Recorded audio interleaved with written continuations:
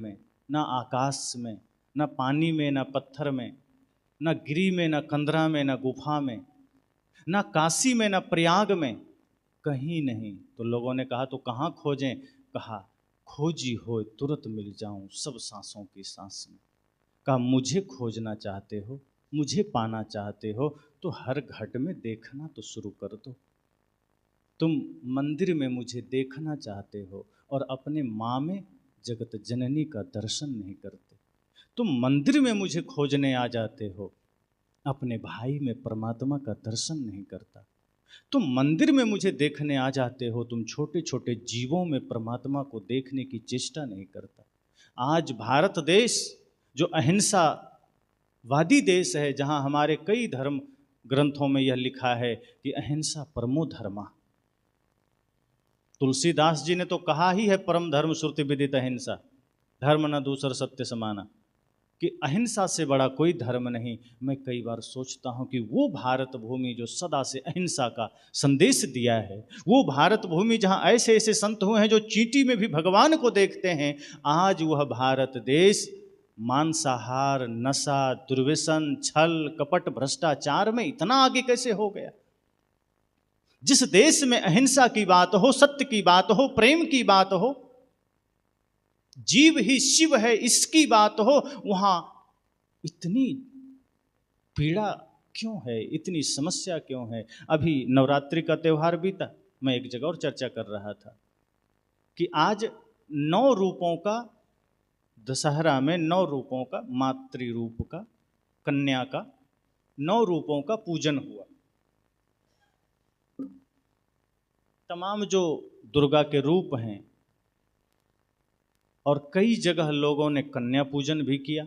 जरा गौर से देखना कि भारत की दशा क्या है और हम सब कैसे उसके जिम्मेदार हैं कि जगह जगह कन्या पूजन हुआ, छोटे छोटे बेटियों को, बच्चियों को चरण पूजे गए। दुर्गा में जगत जननी देखने वाले, उन कन्याओं में दुर्गा का दर्शन करने वाले, लगा जैसे पूरे भारत में सभी लोग इतने धर्मात्मा हो गए। जहां देखो वहीं कन्या पूजन, जहां देखो वहीं दुर्गा की पूजा। फिर मैंने सोचा कि वो कौन लोग हैं जो 2 साल की बच्ची से दुष्कर्म कर रहा है? फिर वो कौन लोग हैं जो मातृशक्ति का अपमान कर रहा है? फिर वो कौन लोग हैं जो नारी का अपमान कर रहा है? इसी देश में जगह जगह दुर्गा की पूजा करने वाले लोग, इसी देश में सरस्वती की वंदना करने वाले लोग, इसी देश में जहां लक्ष्मी की पूजा हो रही हो, उसी देश में वे कौन लोग हैं जो नारी के साथ इतना बदसलूकी कर रहे हैं? वे कौन लोग हैं जो छोटे छोटे बच्चों के साथ दुर्व्यवहार कर रहे हैं? तब मुझे लगा कि ये धर्म का चेहरा कुछ और है और असल चेहरा कुछ और है। मंदिर गए तो धार्मिक बन गए, तीर्थों में गए तो तीर्थयात्री बन गए, लेकिन भीतर जो कड़वापन है, भीतर जो कचड़ा है, वो मिटा नहीं है। गंगा में 1000 डुबकी लगाओ, ये भीतर के कचड़े गंगा में नहीं धुला करते। जिस दिन सदगुरु कबीर की वाणी को हम गहराई से सुन लेंगे, उस दिन मन का मैल धुलेगा। जिस दिन हम संतों की वाणी को सुन लेंगे, उस दिन मन का मैल धुलेगा, लेकिन नहीं धुलता। हम बाहर से धार्मिक बन जाते हैं, भीतर से नहीं बनते। हम नारियों में जगत जननी दुर्गा का रूप देखना ही नहीं चाहते। हम पत्थर की मूर्ति में तो दुर्गा का रूप देखना चाहते हैं, मिट्टी की मूर्ति में तो दुर्गा का रूप देखना चाहते हैं, लेकिन दुर्भाग्य है कि जो सच में दुर्गा के रूप हैं, उन मातृशक्तियों में हम देखना ही नहीं चाहते। उनका तो अनादर करते आ रहे हैं, उनको तो पैर की जूती बना दिए। जिस देश में ज्ञान की पूजा की बात हो, जिस देश में नारी पूजा की बात हो, वहां नारियों की क्या स्थिति है देख लो। लोग कहते हैं पति परमेश्वर है। क्यों भाई? झूठ बोलने वाला परमेश्वर हो गया, नशा करने वाला परमेश्वर हो गया। पुरुष किस लिए परमेश्वर है?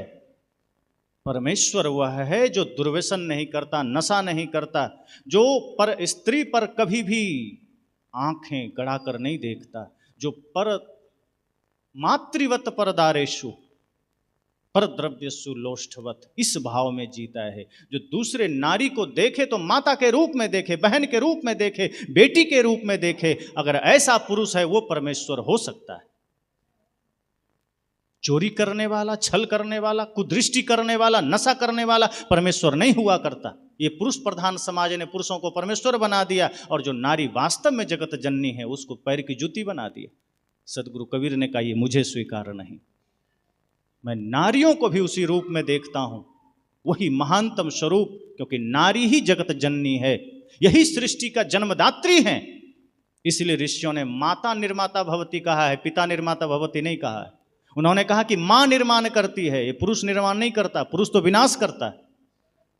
इसलिए अगर सही अर्थों में मैं कहूं तो माता परमेश्वरी है, पुरुष परमेश्वर है कि नहीं इसमें शक है, पर माताएं परमेश्वरी है। और जब माताएं ठान लें तब इनके पुत्र भी भगत सिंह चंद्रशेखर आजाद बन जाते हैं। माताएं ठान ले तो इनके पुत्र बुद्ध, महावीर, कबीर, तुलसी, मीरा बन जाते हैं। लेकिन अगर माताएं थोड़ा सा समाज के हिंसा का शिकार हो जाती हैं, समाज के कुरीतियों का शिकार हो जाती हैं, मान्यताओं का शिकार हो जाती हैं, तो बच्चे लादेन बन जाते हैं, तो बच्चे फिर कुमार्ग पर चले जाते हैं, फिर बुढ़ापा दुखद हो जाती है। इसलिए मैंने कहा कि सदगुरु कबीर हमें सच्चे त्योहारों से भी परिचय कराते हैं, सच्चे व्रत से परिचय कराते हैं। सदगुरु कबीर का परिचय उनका ज्ञान है। जैसे सूरज अगर अस्त हो, सूरज डूब गया हो, उसके बाद उस पर लाख किताब पढ़ लो, उसका परिचय पता नहीं चलेगा। लेकिन जब सूर्योदय होता है तो कोई किताब पढ़ने की आवश्यकता नहीं है, सूरज उदय होकर खुद अपना परिचय दे देता। इसी तरह सदगुरु कबीर की बाहर कितनी भी चर्चा कर लो, पर उनका असली परिचय तो उनका ज्ञान है। उनका वह ज्ञान, वह दर्शन जो समस्त पाखंड को नाश करने वाला है, उनका वह ज्ञान जो समस्त आडंबर का नाश करने वाला है। इसलिए सदगुरु कबीर त्रैलोक्य में अर्थात समस्त सृष्टि में संत सम्राट कहे गए। साधारण बात नहीं है। कितनी परिस्थितियां उनको झेलनी पड़ी होगी, कितना विरोध हुआ होगा। आज हम सत्य कहने से घबराते हैं, और सदगुरु कबीर का कालखंड देखिए। एक तरफ भारत में मुगलों का शासन, दूसरी तरफ काशी पंडितों की नगरी, और वहां बैठकर वो कहते हैं जो तू ब्राह्मण ब्राह्मणी को जाया और राह दे क्यों नहीं आया। पंडितों की नगरी में बैठकर कह रहे हैं कि अगर तू सच में ब्राह्मण है तो और रास्ते से क्यों नहीं आया। तो मुसलमान खुश हो गए, कहा वाह, कबीर साहब ने ब्राह्मणों की खबर ले ली। तो कबीर साहब ने कहा तुम कम हो, जो तू तुरुक तुरुकने को जाया तो पेट ही काहे ने सुनती कराया। यही तो उनकी महानता थी कि वो किसी एक की बात नहीं करते थे। उस वक्त आज व्यक्ति थोड़ा सा कुछ बोल दे अल्लाह के खिलाफ में तो सर तन से जुदा हो जाता है। सदगुरु कबीर सोचो किस मिट्टी के बने थे कि पूरे भारत में मुगलों का शासन है, तब कह रहे हैं जो तू तुरुक तुरुक निक जाया तो और राह दे क्यों नहीं आया। जहां पंडितों का शासन है उन्हें भी फटकार रहे हैं, मुगलों को भी फटकार रहे हैं, मौलवियों को फटकार रहे हैं। पर जानते हैं क्यों? फटकारना भी तो अलग अलग प्रकार से होता है। एक पिता अपने पुत्र को जब फटकारता है तो पुत्र के कल्याण का भाव होता है, पुत्र को सही संस्कार देने का भाव होता है, पुत्र के प्रति घृणा नहीं होता। आज हम किसी बात पर बोलते हैं ना, आज हम लोग भी समाज में बहुत से पाखंड का विरोध करते हैं, हम घृणा में बोलने लग जाते हैं। देखो समस्या कहाँ होती। अगर हम मान लो ब्राह्मणवाद पर बोल रहे हैं, संप्रदायवाद पर बोल रहे हैं, पाखंडवाद पर बोल रहे हैं, तो हम में समस्या क्या हो जाती है कि हम घृणा और नफरत में बोलने लग जाते हैं, क्रिया की प्रतिक्रिया में बोलने लग जाते हैं। पर सदगुरु कबीर कैसे बोलते थे? गुरु कुम्हार शिष्य कुंभ है, गढ़ी गढ़ी काढ़े खोट, अंदर हाथ सहार दे बाहर मारे चोट। सदगुरु कबीर एक माता पिता की भांति व्यवहार करते थे। वे कहते थे ये सब मेरे हैं, कोई मेरे से अलग नहीं है, सब घट मेरो साईं। इसलिए पहले ही कह दिया कि सब मेरे हैं, लेकिन किसी के जीवन में अगर पाखंड है तो थोड़ा थप्पड़ भी मारूंगा, सुधार भी करूंगा, पर घृणा से नहीं, प्रेम से। अगर एक पिता अपने बेटे को थप्पड़ मारता है तो एक ही ध्येय होता है, ये गलत मार्ग में ना चला जाए, ये नशा दुर्व्यसन के मार्ग में ना चला जाए। वो थप्पड़ पुत्र घृणा समझ के नहीं लेता, वो पुत्र कहता है कि नहीं पिताजी ने मारा है, कोई बात नहीं। हालांकि आज के पुत्र ये स्वीकार नहीं करता, अगर पिता ने थप्पड़ मार दिया तो बेटा घर छोड़ के भाग जाता है। वो ये नहीं सोचता कि पिता का थप्पड़ इसलिए नहीं पड़ा है कि वो उससे घृणा करते हैं, पिता ने थप्पड़ इसलिए मारा है कि तुम जिस दिशा में जा रहे हो वो मार्ग ठीक नहीं, तुम जो कर रहे हो वो कार्य ठीक नहीं है। यही समझकर सदगुरु कबीर ने उस समय कहा था, कंकड़ पत्थर जोड़ के मस्जिद ले चुनाए, ता चढ़े मुल्ला बांग दे क्या बहरा हुआ खुदा। कितना हिम्मत था उनमें, कितना साहस था, कितना सामर्थ्य था। और इसलिए था कि वो सबसे प्रेम करते थे। तभी तो उन्होंने कहा, मैं रोऊं इस जगत को मुको रोवे न कोई। कोई पुत्र के लिए रोता है, कोई पत्नी के लिए। वो कहते हैं मैं पूरे जगत के लिए रोता हूं, पर रोता इसलिए हूं कि मैं सबको सुखी देखना चाहता हूं। मेरा किसी ने कुछ ले लिया इसलिए नहीं रोता, मोहवश नहीं रोता हूं। मैं एक एक नारी को देवी के रूप में देखना चाहता हूं। मैं एक एक पुरुष को परम शांत अवस्था में देखना चाहता हूं, ज्ञान के मार्ग पर देखना चाहता हूं, सबको सुखी देखना चाहता हूं। लेकिन इसका मार्ग क्या है? तब साहब ने कहा कि मान लो अगर कोई मुझसे भी प्रेम करता है, जैसा कि आप कहानी सुनते हैं ना कि कबीर साहब एक बार गुजरात गए। सभी लोग कहानी सुने होंगे कि सदगुरु कबीर एक बार भरूच गए गुजरात, तो वहाँ दो भाई थे तत्वा जीवा। तो उन्होंने बड़ी सेवा की। स्वयं सदगुरु पधारे हैं, किसी का भी भाग्य खुल जाएगा। तो सदगुरु कबीर की बड़ी सेवा की उन्होंने। महीनों रह गए सदगुरु कबीर। सदगुरु कबीर के द्वारा उन्होंने एक बड़ का पेड़ भी लगवाया, जो आज भी मौजूद है वो पेड़, कबीर बड़ के नाम से। आप कभी भरूच कोई जाएं तो देखें, बहुत विशाल पेड़ है। उसके बाद सदगुरु कबीर ने कहा कि अब मैं चलता हूं। तो तत्वा जीवा रोने लगे। कहे सदगुरु आप चले जाएंगे तो मैं कैसे जीऊंगा, मैं कैसे रहूंगा? सदगुरु ने कहा जो ज्ञान आज तक दिया फिर उसको तो तुमने बंटा ढार कर दिया। अरे इस शरीर से मोह करने के लिए ज्ञान थोड़े दिया था, ज्ञान आचरण के लिए दिया था। और मैं शरीर में नहीं हूं, मैं ज्ञान स्वरूप हूं, कबीर साहब ने कहा। तो उन्होंने कहा मैं क्या करूं? तो साहब ने कहा कि जो तू चाहे मुझको छाड़ सकल की आस, अब मुझे ही ऐसा होए रहो सब सुख तेरे पास। साहब ने कहा मैं तेरा सुख लेकर नहीं जा रहा हूं, मैं तुम्हारा ज्ञान लेकर नहीं जा रहा हूं, मैं तेरी शांति लेकर नहीं जा रहा हूं, सब तुम्हें देकर जा रहा हूं। वो सूत्र देकर जा रहा हूं, वो मार्ग देकर जा रहा हूं।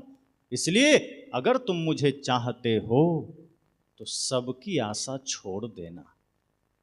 ये बाहर की भी आशा, परिवार की आशा, धन की आशा, पद प्रतिष्ठा की आशा, ये ईश्वर पर ब्रह्म की आशा छोड़ देना। छाड़ सकल की आस, मुझ ही ऐसा होए रहो। सदगुरु ने कहा कि जैसे मैं निष्काम हूं, जैसे मैं निष्कपट निश्चल हूं, निर्विकार हूं, बस तुम भी हो जाओ और तब क्या होगा? सब सुख तेरे पास। फिर सारा सुख तुम्हारे पास है, किसी के पास मांगना नहीं पड़ेगा। फिर स्त्री को पुरुष में, पुरुष को स्त्री में सुख मांगना नहीं पड़ेगा। अभी हमें लगता है धन में होगा, पद में होगा, स्त्री में होगा, स्त्री को लगता है पुरुष में होगा। सदगुरु कहते हैं ये सिर्फ भ्रम है, मृगा की भांति। जैसे गर्मी के समय में मृगा को प्रतीत होता है जल है नदी में, और जब जाता है पास में तो वहाँ सूखा नजर आता है। आप सब भी अनुभव किए होंगे, गर्मी के समय सड़क पर दूर तक देखो तो कहीं लगेगा चमक रहा है जल की भांति, लेकिन निकट जाओ तो वहाँ फिर कुछ नहीं है, फिर आगे लगता है जल है, फिर कुछ नहीं है। सदगुरु कहते हैं यही स्थिति संसार की है। हमें लगता है यहाँ सुख होगा, हम दौड़ के चले जाते हैं। फिर लगता है यहाँ सुख होगा, दौड़ के चले जाते हैं। फिर लगता है यहाँ धन में होगा, पद में होगा, पत्नी में होगा, मकान में होगा, वस्त्र में होगा, मोबाइल में होगा, गाड़ी में होगा, हर जगह दौड़ के चले जाते हैं और एक दिन के बाद सब सुख खत्म। अब कोई आदमी पैदल चलता है तो उसे लगता है साइकिल में सुख होगा, तो साइकिल खरीद लिया। अब साइकिल जब खरीदा तो एक दिन तो सुख मिलता ही है। अब वो खुश हो गया कि चलो अब तक पैदल चलते थे, बहुत दिक्कत होती थी, अब साइकिल पर चल रहे हैं। पर अगर साइकिल में सच में सुख होता तो वो सुखी हो जाता, लेकिन जैसे ही किसी के बाइक पर नज़र पड़ती है तो वही साइकिल फिर खटकने लगती है कि नहीं, साइकिल में सुख नहीं, हमें बाइक मिल जाए तो सुख आ जाएगा। अब वो बाइक खरीदता है, अब फिर 2-4 दिन बड़ा सुख। अब वो कहीं भी खेत भी जाता है तो बाइक से ही जाता है, बड़ा सुख मिल रहा है। कहीं भी जा रहा है सुबह सुबह बाइक से ही जा रहा है, लेकिन 10 दिन होते होते बाइक भी सुख का कारण नहीं रह गया, क्योंकि नज़र किसी की कार पर पड़ गई। अब लगा कि नहीं नहीं, बाइक में सुख नहीं, कार में सुख है, अब कार खरीदेंगे तो सुख हो जाएंगे। फिर वो छोटा सा एक तो कोई कार खरीद लिया। अब 10 दिन 15 दिन तो कार बड़ा सुख दिया, बड़ा आनंद दिया, लेकिन किसी की लग्जरी कार पर नज़र पड़ गई। अब लगा नहीं, ये छोटी कार है अल्टो, इसमें सुख नहीं, अब तो लग्जरी कार में सुख है। और इस तरह वो खरीदते खरीदते अगर वो हवाई जहाज भी खरीद ले तो एक दिन उससे ऊब जाएगा, क्योंकि सदगुरु ने कहा है कि संसार में कहीं सुख है ही नहीं, वो खोजना ही व्यर्थ है। संसार के वस्तुओं का सिर्फ निष्कामता पूर्वक सदुपयोग कर लो, इसके अतिरिक्त वहां सुख खोजना ना समझी है। इसलिए सुख न पुरुष में, न स्त्री में, न धन में, न पद में, ये सारी चीजें व्यवहार की चीजें हैं। एक दूसरे से प्रेम व्यवहार करो, धन का सदुपयोग करो, धन को भी धर्म का माध्यम बनाओ और मन को निर्विकार कर लीजिए, समस्त आशा वासना को त्याग कर दीजिए। तब सदगुरु कहते हैं सब सुख तेरे पास। फिर वो कहते हैं कि ये सुख आपके पास है, लेकिन ये सुख ऐसे नहीं कि बाहर से आया है। सुख जो बाहर से आएगा तो घट भी जाएगा, बाहर से इसलिए सुख मिलता नहीं है। अब यहां समझने की बात यह है कि सुख कभी बाहर से नहीं मिलता, शांति बाहर से नहीं मिलती। अब जो चीज बाहर से मिलेगी तो घट भी जाएगी ना। अब जैसे मान लो कहीं छत पर टंकी है, टंकी में 1000 लीटर की क्षमता है, अपने मोटर चला के टंकी को भर दिया और उसमें से 1 गिलास पानी निकाल लो तो 1 गिलास कम हो गया कि नहीं उसमें? फिर कहीं से आएगा बिना मोटर चलाए? 10,000 लीटर की भी क्षमता हो, अगर आपने 1 गिलास निकाल लिया तो उस 10,000 लीटर में 1 गिलास कम हो गया। क्यों? क्योंकि वो बाहर से भरा गया था। लेकिन जिस जगह से पानी भरा जा रहा है, कुआं या बोरवेल में, वहां से आप 1 बाल्टी नहीं, 1 ट्राली निकाल लो, 1 टैंकर पानी निकाल लो, घटेगा? कुआं से आप 1 बाल्टी निकाल लो, 10 बाल्टी निकाल लो, घटता है कभी? क्यों? क्योंकि कुआं में कहीं से डाला नहीं गया है, उसका खुद स्रोत से उद्घाटित हुआ है, प्रकट हुआ है। और जो खुद उद्घाटित होता है वो कभी मिटता नहीं है। तो जब हम बाहर से सुख बटोरते हैं वो क्षीण हो जाता है, वो मिट जाता है। लेकिन जो निर्विकार अवस्था में ध्यान साधना के द्वारा, गुरु भक्ति के द्वारा भीतर जागृत होता है, वो सुख युगों युगों तक नहीं मिटता। इसलिए सदगुरु ने कहा कि जीवन को पाखंड रहित बनाइए। बड़ा अच्छा अवसर है, आप सबने एक बड़ा अच्छा आयोजन किया है। ये ज्ञान का आयोजन है, ये अध्यात्म का आयोजन है, ये सत्य का आयोजन है। यहाँ हम तमाम पाखंड को जानते समझते हैं। यहाँ हम सिर्फ बाहर की बात नहीं करते, यहाँ हम अपने घर की भी बात करते हैं। सदगुरु तो कहते हैं अपने अंदर भी झाड़ू लगाना है। अगर हमारे सदगुरु कबीर के नाम पर भी कोई पाखंड हो रहा है तो हम उस पर भी चिंतन करेंगे कि कहीं कोई चूक तो नहीं हो रही, ऐसे महानतम संत के नाम पर कहीं कोई भ्रम तो नहीं चल रहा, कोई आडंबर तो नहीं चल रहा। अगर चल रहा है तो वो आपके कल्याण मार्ग से आपको दूर ले जा रहा है, आपको शांति से दूर ले जा रहा है। इसलिए सदगुरु कबीर का ज्ञान प्योर है, हीरे की भांति कीमती, उससे भी मूल्यवान, सूरज की भांति जहाँ कोई कचरा नहीं टिकता। जैसे आग जल रही हो, सबको जला के राख कर देती है, लेकिन सोना उसमें नहीं जलता, वो निखर जाता है। इसी तरह सदगुरु कबीर का ज्ञान है, समस्त आडंबर को जला देगा, पाखंड को जला देगा, पर जो सत्य है वो नहीं जलता, वो और निखर कर आता है।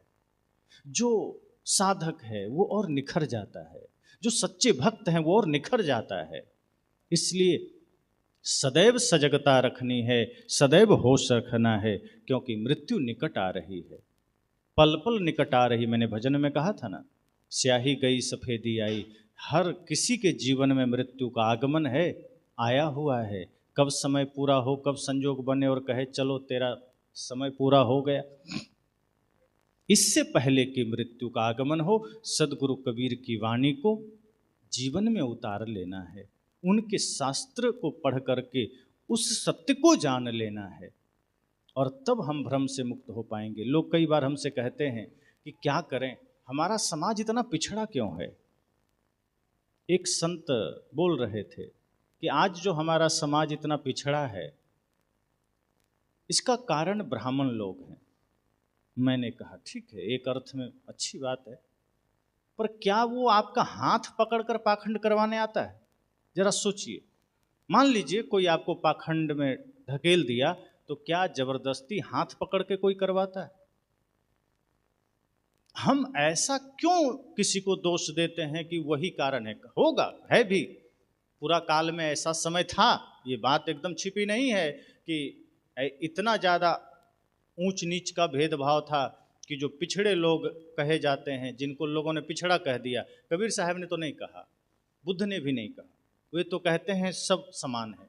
एक त्वचा हाड़ मलमूत्रा, एक रुधिर गोदा, एक बूंद से सृष्टि रची है, को ब्राह्मण को शूद्रा। कबीर साहब नहीं कहते। पर जो तथाकथित ब्राह्मण लोग हैं या उनके शास्त्र हैं, स्मृति मनुस्मृति, उसमें कहा गया कि शूद्र की छाया भी पड़ जाए तो कपड़े सहित नहाना चाहिए, तब पाप से मुक्ति होगी। अगर शूद्र जा रहा हो और अगर वो वेद का ज्ञान सुन ले तो कान में रांगा पिघला के डाल देना। ये बात सत्य है, झेला है। और यहां तक कि अगर वो कहीं से निकल रहा है तो दूर रहना, उसकी छाया ना पड़े। जिस कुआं पर शूद्र पानी पीता है वहां ब्राह्मण ना जाए या ब्राह्मण के कुआं पर शूद्र ना आवे। तो इतनी भयंकर ऊंच नीच का जो स्थिति थी उस समय, लेकिन एक बात जरा ध्यान देना, उसी स्थिति में बुद्ध भी निखर कर आए, उसी स्थिति में सदगुरु कबीर निखर कर आए, उसी स्थिति में सदगुरु रैदास निखर कर आए, उसी स्थिति में गुरु नानक देव निखर कर आए, और तो और उसी विषम परिस्थिति में बाबा साहेब भीमराव अम्बेडकर निखर कर आए। उन्होंने किसी को गाली नहीं दिया। वो देखा उन्होंने कि हम पर कितना ज्यादा लोगों ने घेराबंदी कर दी है कि तुम यहां नहीं चढ़ सकते, वहां नहीं चढ़ सकते, ये नहीं कर सकते, मंदिर नहीं जा सकते, वेद नहीं पढ़ सकते, पढ़ ही नहीं सकते, वेद तो छोड़ दूर की बात, शिक्षा ही नहीं ले सकते, ये भी कहा गया। लेकिन डॉक्टर भीमराव अंबेडकर ने संकल्प लिया कि नहीं, हम मुख से बोल के नहीं कुछ करेंगे, अपने भीतर की शक्ति को हम जगाएंगे, अपने भीतर के सामर्थ्य को हम जगाएंगे और वो ज्ञान का सिरमौर अवस्था प्राप्त करेंगे, वो ज्ञान का उच्चतम शिखर प्राप्त करेंगे कि लोग खुद मजबूर हो जाएंगे मेरे पास आने को। और वो सफल हो गए। आज हम क्या करते हैं, हम गाली देते हैं, हम दूसरों को गाली दे करके सोचते हैं आगे बढ़ जाएंगे। सदगुरु संत कहते हैं गाली देकर आगे नहीं बढ़ना है। जो काम हमारे महापुरुषों ने किया, जो बाबा साहेब भीमराव अम्बेडकर ने किया, जो सदगुरु कबीर ने किया, आप भी कर लो कि सबके साथ प्रेम रखते हुए अपने भीतर ज्ञान का दिया जला लो। बुद्ध भी कहते हैं अपदीपो भव, अपने भीतर ज्ञान का दिया जलाओ। नफरत और घृणा में तो हम जी ही रहे हैं। अगर किसी ने हमसे नफरत किया, घृणा किया, हमें नफरत का जवाब नफरत से नहीं देना। ये बुद्ध का संदेश है।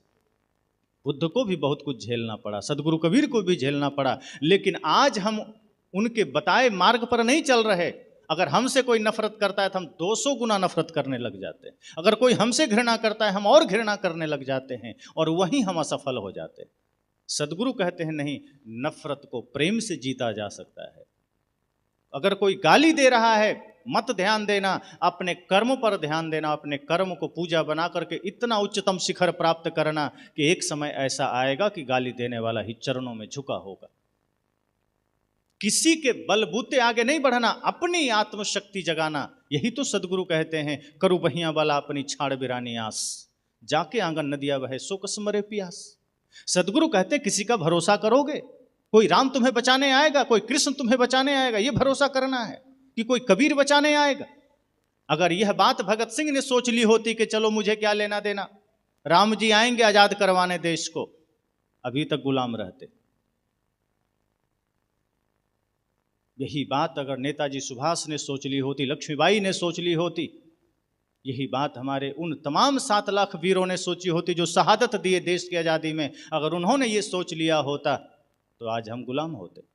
लेकिन उन्होंने अपने भीतर की शक्ति को जगाया। करो बहिया बला अपनी छाड़ बिरानियां। सदगुरु कबीर ने कहा कि अपने बाहुबल का भरोसा करना, कोई तुम्हें जगाने नहीं आएगा। नेता तो और सुला देंगे, जगाने तो वही आएगा जो खुद जागा हुआ है।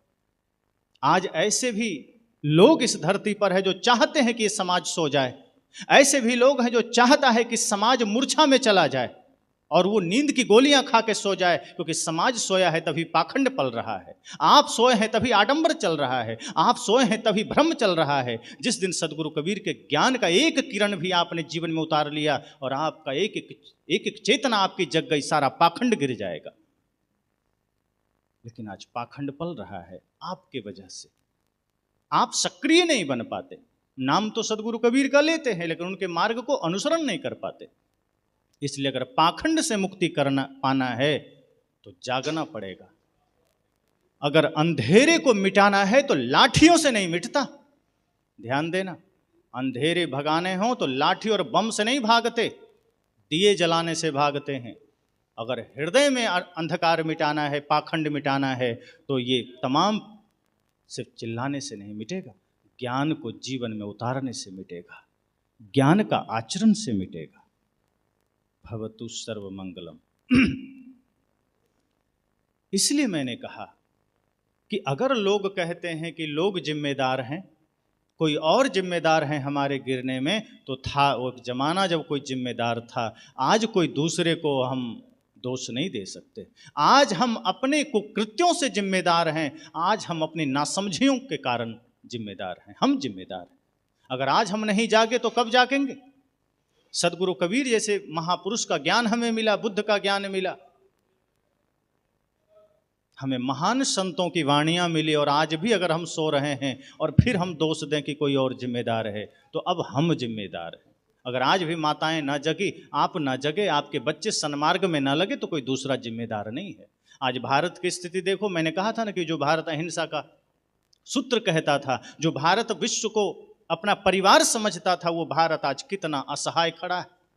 आज भाई भाई के बीच, माता पिता के साथ जो दुर्व्यवहार हो रहे हैं, और भारत में जहां शिव की पूजा होती है, जहां उन्हें जगत पिता कहा जाता है, उसी देश में आज वृद्धाश्रम बन करके बुजुर्गों को वहां ठेल दिया जाता है, वहां डाल दिया जाता है। वो बच्चे जो भगवान शिव को कहते हैं तो जगत पिता हैं, उसी जगत में आपके पिता के लायक नहीं रह जाते हैं, और शिव को आप जगत पिता बनाए जा रहे हो।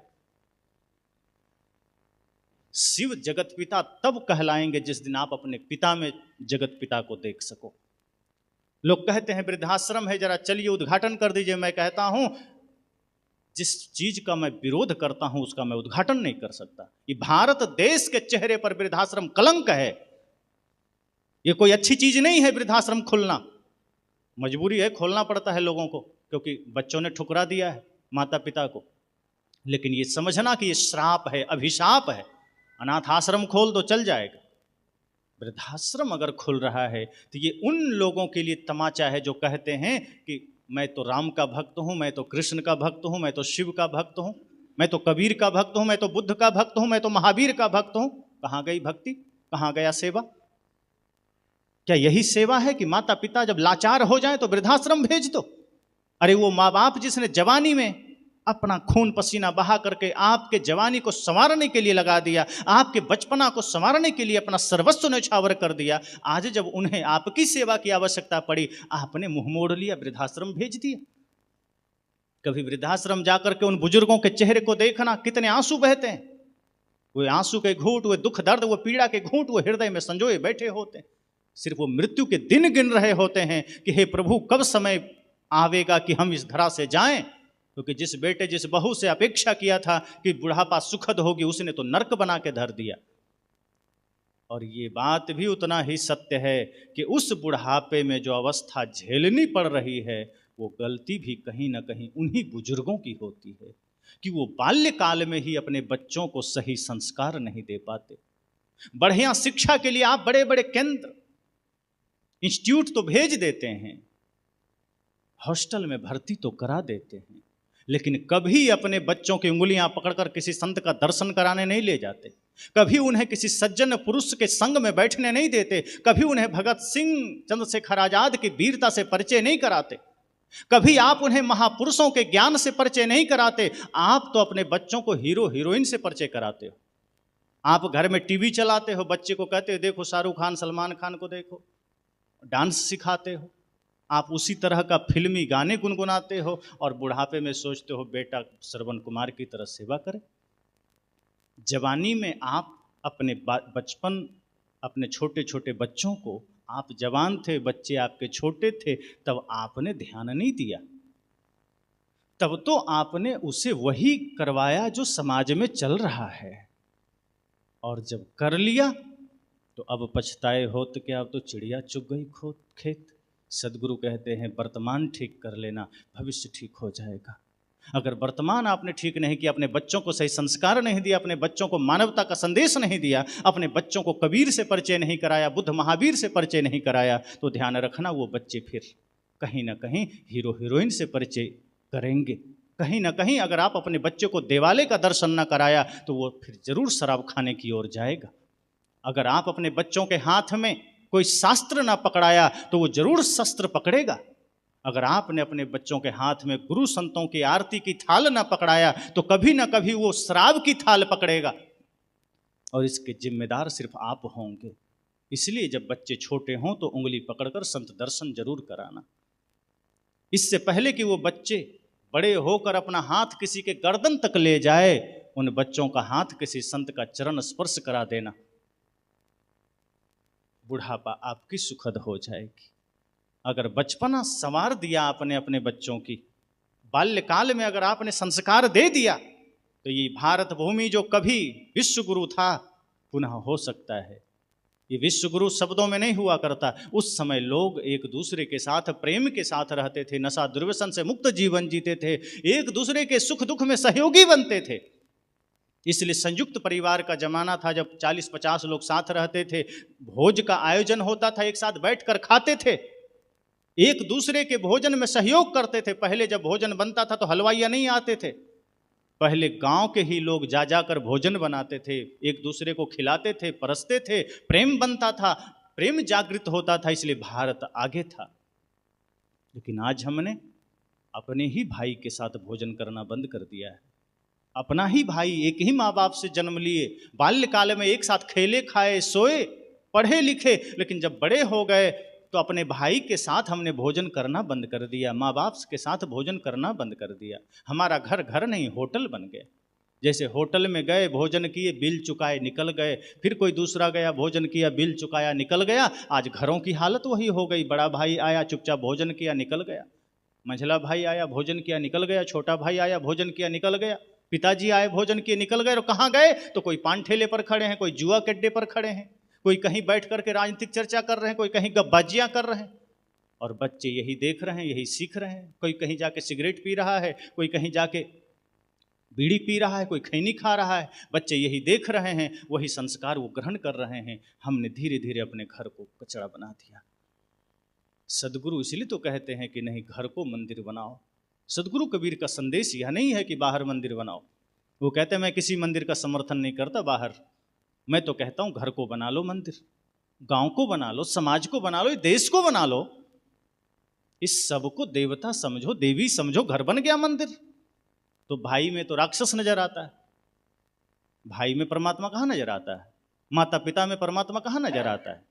अगर माता पिता में परमात्मा का नजर आ जाए तो वृद्धाश्रम भेजोगे, भाई में परमात्मा नजर आ जाए तो भाई का हक मारोगे। तो एक तरफ हम धर्म की उपासना करते हैं, सदगुरु कबीर का भजन करते हैं, गुरु नानक देव का भजन करते हैं, रैदास का भजन करते हैं, और जीवन में क्या है? मुख में मुख कछु और हृदय कछुआना। इसलिए कहावत बन गई, मुख में राम बगल में छुरी। ये मुख में तो राम राम चल रहा है, बगल में छुरी लेके इंतजार कर रहे हैं, कब मौका मिले जेब और गर्दन काट ले।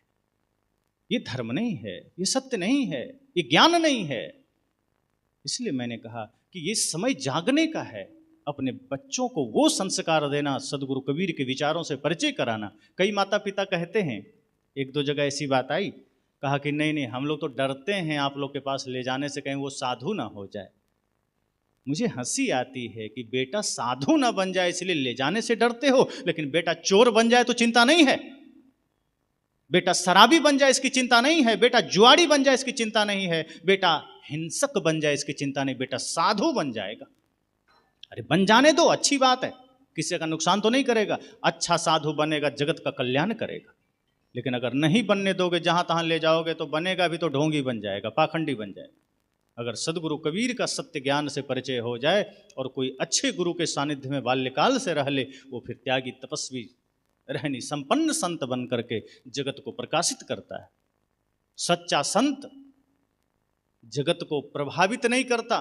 ध्यान रखना, हम आपको वो बातें कह रहे हैं जो सदगुरु कबीर ने कही है। सदगुरु कबीर ने जगत को प्रभावित नहीं किया। सच्चे संत जगत को प्रभावित नहीं करते, प्रकाशित करते हैं। प्रभावित तो कोई भी कर लेगा, एक मदारी भी कर लेता है, एक गाना गाने वाला भी कर लेता है, एक जादू दिखाने वाला भी कर लेता है। वो बढ़िया जादू दिखाएगा, प्रभावित हो जाते हैं।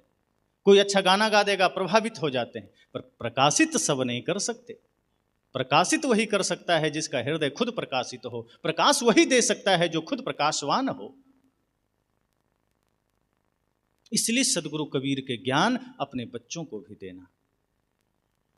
ये बात इसलिए मैं कह रहा हूं कि आज जरूरी है। आज हम राष्ट्रभक्ति की बात करते हैं और ये पंजाब की धरती तो राष्ट्रभक्तों का है।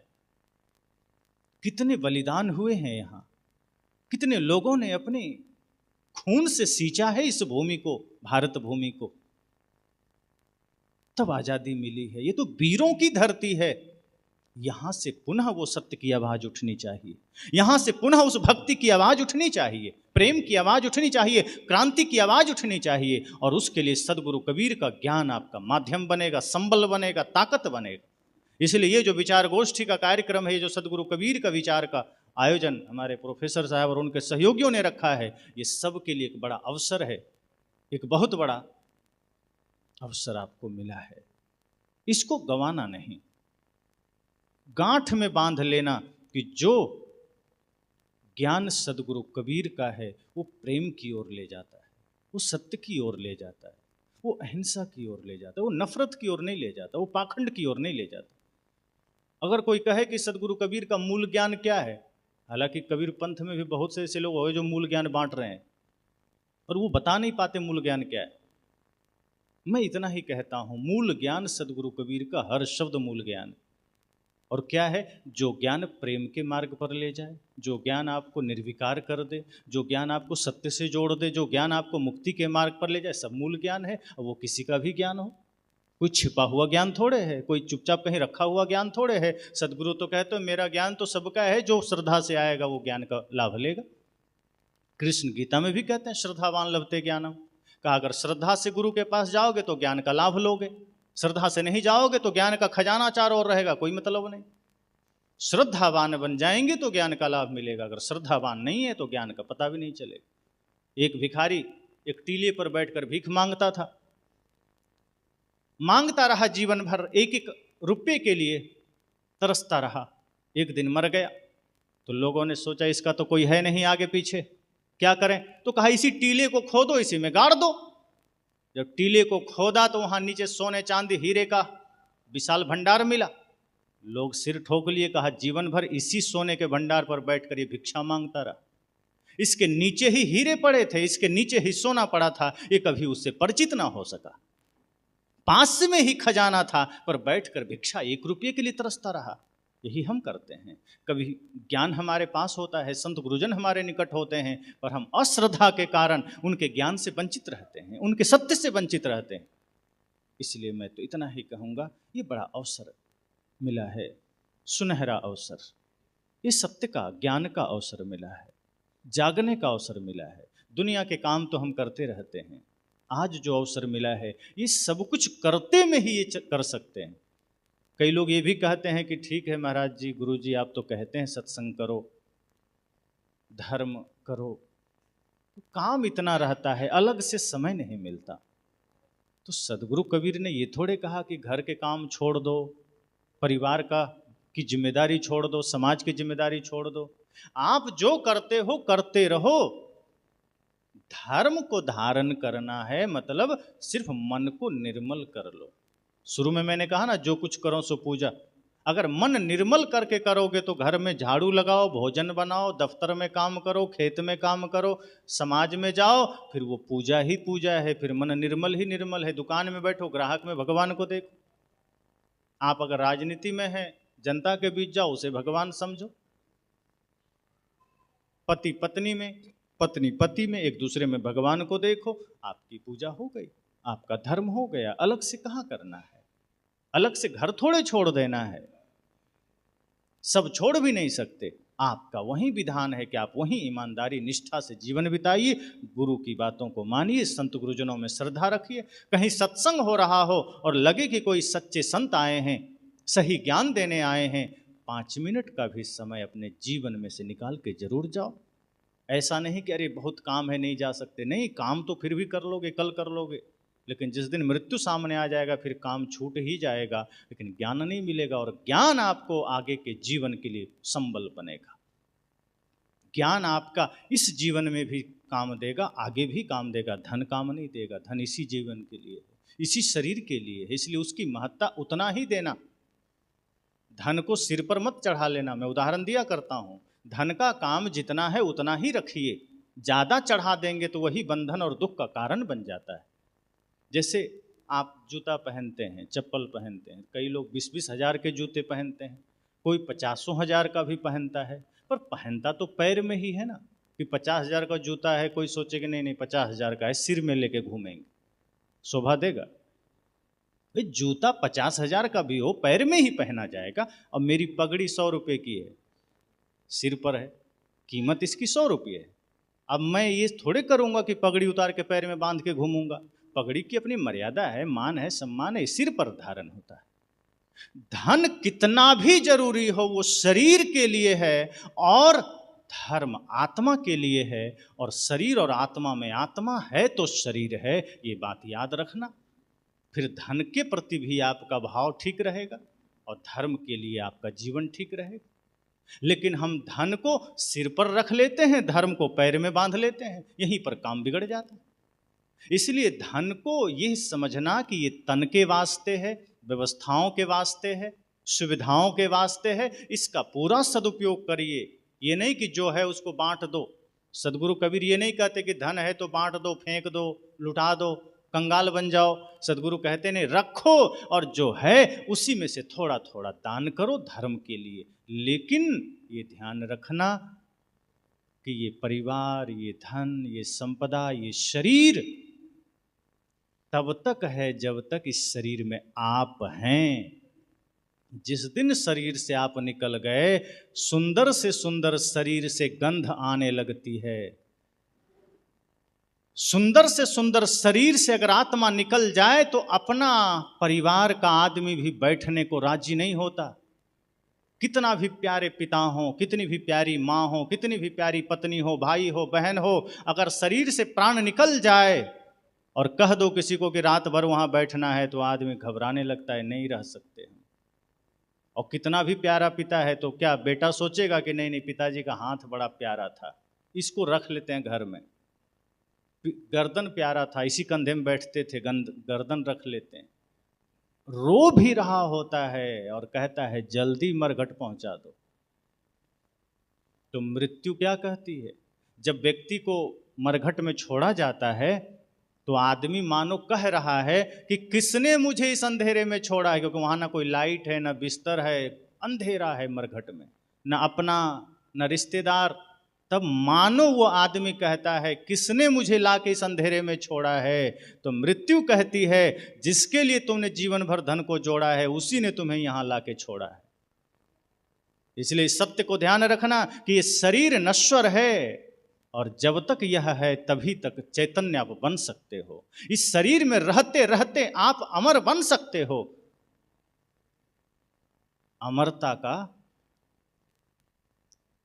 केंद्र ये शरीर है। इस नश्वर से अनिश्वर बना जा सकता है, इस क्षणभंगुर शरीर से शाश्वत बना जा सकता है, लेकिन हम नश्वर शरीर में रह के शाश्वत साधना नहीं करते, सदगुरु कबीर के वचनों को नहीं सुनते। तो मैंने कहा कि बहुत ध्यान देना है, चिंतन करना है, मंथन करना है कि ये जो मनुष्य देह हमें मिला है बहुत ही सौभाग्य से मिला है, और उसमें भी सदगुरु संतों का ज्ञान हमें मिला है। तो हमें अपने जीवन को भी प्रकाशित करना है और अपने बच्चों में भी शुभ संस्कार देने हैं। अगर इस भारत का सच में निर्माण चाहते हैं, अपने समाज का निर्माण चाहते हैं, जो समाज आज पीछे है, बहुत पीछे है, कुछ लोग हैं जो ज्ञान के क्षेत्र में हैं, शिक्षा के क्षेत्र में हैं, तो आप सजग हैं, पर इसी समाज में ऐसे भी लोग हैं जिनको भोजन भी नहीं मिल रहा, शिक्षा भी नहीं मिल रही, जो कपड़े के लिए भी परेशान हैं। तो ऐसे सदगुरु कबीर के वाणी को, सदगुरु कबीर के ज्ञान को हम सबको चिंतन करके जीवन में उतारना है, अंधा बन के नहीं। सदगुरु कबीर के अंधानुकरण मत करना, अंधानुकरण में ही तो समस्या होती है। सदगुरु कबीर कहते हैं जरा चिंतन कर लेना, विचार लेना, करहु विचार जो सब दुख जाई, मंथन कर लेना सत्य पर। जब मंथन करोगे तो मक्खन निकल कर आएगा, फिर घी निकल कर आएगा, और ऐसे ही कर लिए तो फिर वो दूध ही रह जाएगा, फिर फट जाएगा। विचारों पर मंथन करना, चिंतन करना। अगर विश्राम कर घर जाओ, आप रात्रि विश्राम करो, तो अपनी वाणी जो सुना है उस पर चिंतन करके जो सही लगे जीवन में उतार लीजिए, फिर उस पर चलिए। तो बहुत बहुत धन्यवाद। और